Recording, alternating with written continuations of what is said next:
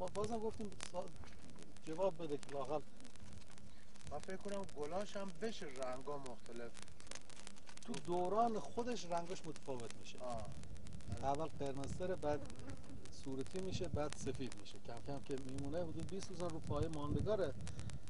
شرایط مساعد باشه سالی 2 بار گل میکنه. تو پاییز هم یه گل مختصری داره. همین مدل از همین مدل.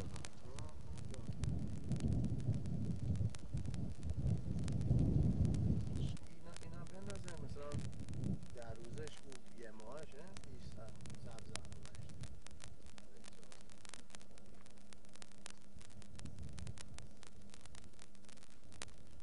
چه سایه‌ای هم داره. دقت بکنه هنوز سایه درخت واقعا خیلی سایه عجیبه.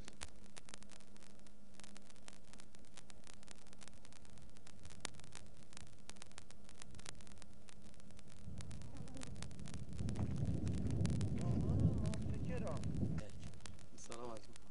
من مظفر سلطانی هستم، باغدار منطقه کبوترخان که در کبوترخان رفسنجان و از این پایه گلخونه دارم. رفسنجان سالها پیش گلی به عنوان گل پر برای من فرستادن. من دیدم خیلی این خانواده پسه است. بعد اومدم رو پایه پسه امتحان کردم، گرفت و گل ملاحظه میکنید از پایه پسه به وجود اومد و به علتی که ماندگار هست با آب و هوای رفسنجان و خاک و گرما و کم آبی.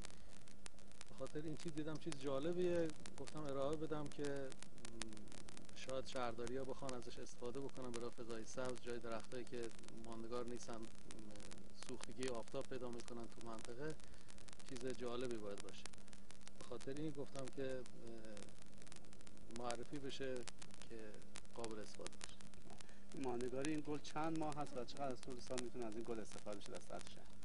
ماندگاریش البته 2 نوبت گل میده، یه بار در بهار، یه بار هم اواخر پاییز و 1 ماه 40 روزم رو پای ماندگار هست. از زمانی که شروع میکنه به گل دادن تا اینکه دیگه گلش تموم میشه نزدیک 40 روز 1 ماه رو پای ماندگار. آره، شما با فضای سبز یا مسئول شهرداری در مورد صحبت کردید؟